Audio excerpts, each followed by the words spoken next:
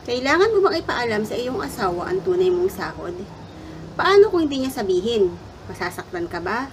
Magagalit ka ba? O hahayaan mo na lang, okay lang sa'yo, no big deal. So related po dyan yung aking gustong ibahagi sa inyo guys. Ano kaya ang mga rason kung bakit nagpadala si letter sender ng sulat? Ano ba ang kanyang na-experience? Ano ba ang kanyang naramdaman nung na-encounter niya yung ganito? Stay tuned! Hello guys! Welcome back again to my YouTube channel. So isang sulat na naman po ang aking gustong ibahagi sa inyo guys. Napakaganda ng istoryang pinadala ni letter sender ngayon. Medyo emotional siya, pero alam ko na may mapupulot po kayong aral dito sa aking ibabahaging sulat. Pasok!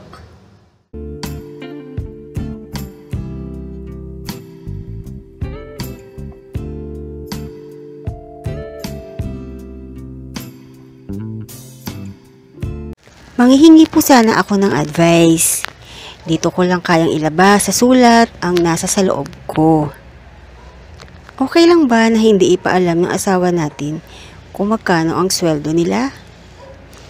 Nasa Australia po ang husband ko, citizen na siya doon.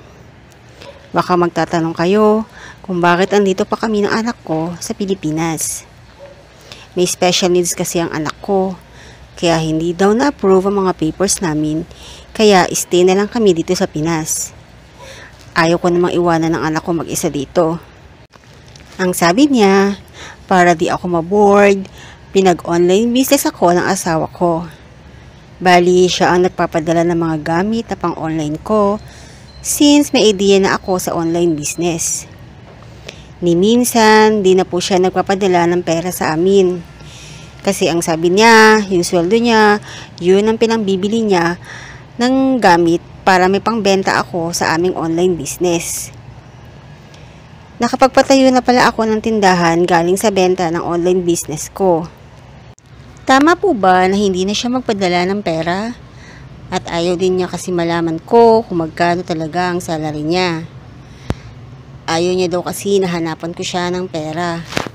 Pag nagagalit siya, grabing mura ang natatanggap ko sa kanya, pero di ko nalang pinapansin. Ayoko kasi ng broken family. Kahit sinasabi na ng mga anak ko na hiwalayan ko na ang tatay nila. Gusto ko nga sana magpa-therapy kasi may depression ako. May gamot akong iniinom once na umaatake. Ang hirap pong labanan ng sakit na depression. Husband ko po ang reason kung bakit nade-depress ako. Grabe kung mura-murahin ako at kung ano-ano pa ang sinasabi sa akin na masasakit. Hanggang dito na lang po. Maraming salamat. Baka napahaba na po ang message ko.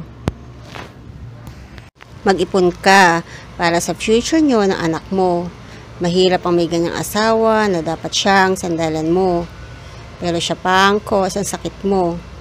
Maging practical ka sa buhay, pilitin mong kayaning mabuhay na wala siya. Para sa huli, hindi kayo kawawa ng mga anak mo. Ipagdasal mo na baguhin ni Lord ang sitwasyon mo. I think, mas lalong lalala pa ang depression mo kapag aalamin mo pa ang totoo. For me lang naman, mas mainam na siguro na asikasuhin mo na lang yung business mo. Importante, nandyan sa'yo ang mga anak mo at may pera ka din naman. Importante na lang siguro ay magpadala siya ng stocks para sa business mo. Yun na lang siguro kaysa ipagsapilitan mo pa ang alamin kasi masasaktan ka lang kung negative naman ang makukuha mong sagot. Ang saya kaya ng buhay kung magbabawas ka ng taong magbibigay pahirap sa'yo. Kung pera lang naman pag-uusapan, meron ka na yan. So, enjoy life with your children. Huwag ka na maghanap ng sakit sa dibdib at ulo. Remember that woman can live without men. Mukhang yung husband ayaw magpaka-husband. Kawawa yung mga babae na napupunta sa mga irresponsabling lalaki. Worse, hindi ka naman talaga mahal.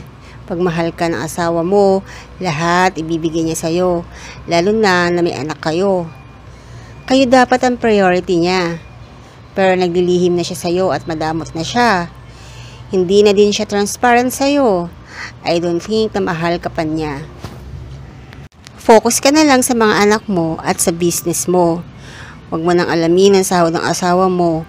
Ang mahalaga, nakakakain kayo ng mga anak mo. Magsikap ka para sa sarili mo at sa mga anak mo. Isipin mo na lang na parang wala ka ng asawa. Labanan mo ang depresyon. Hindi yan makakatulong sa iyo at sa mga anak mo. Magdasal ka sa Panginoon at mag-ipon ka ng mabuti.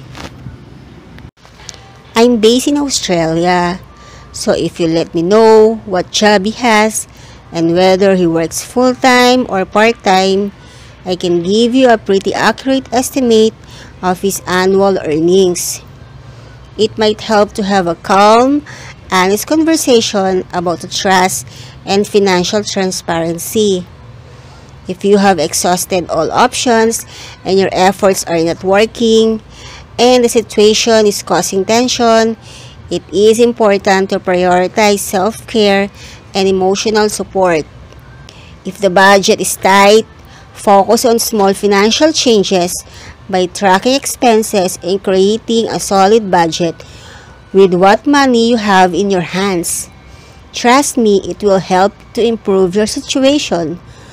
Explore small ways to contribute financially without relying everything on him. You may need to make difficult decisions for the sake of your emotional and financial well-being. It's important to protect yourself. Consider seeking independent advice on your rights, both financially and emotionally. So, ang mga advice ko lamang ito kay letter sender. Hayaan niya na kung ayaw ipaalam sa kanya ng asawa niya kung magkano ang tunay nitong sahod. As long as hindi ito nakakalimot na magpadala ng mga items or stocks na maaari niyang ibenta na pagkakitaan niya para sa kanyang anak. Galingan mo na lang siguro yung pagbebenta mo, letter sender, para later on, hindi mo na talaga kailanganin ng asawa mo na padalhan ka. Mahirap din kasi umaasa sa asawa minsan. So, iba talaga kung meron kang sariling pera na naitatabi. So, mag-ipon ka, huwag mong kalimutan na magtabi kapag meron kang sobra. So, kung tatanungin nyo naman ako, ano ba ang nararamdaman ko kung sakaling hindi aminin ng aking asawa kung magkano talaga ang kanyang sinasahod. Para sa akin, hindi ako masasaktan doon. Hayaan ko lang. Kasi, minsan may mga private matters talaga na kailangan ay kanila lang. So, para sa akin, I respect his decision kung ayaw niya talagang ipaalam kung magkano yung sahod niya. So, maraming salamat po sa pagsubaybay ulit sa Letter of the Day episode. Patuloy niyo pong tangkilikin ang bawat video na aking gagawin. And don't forget to like and subscribe. Thank you for watching. God bless. Bye!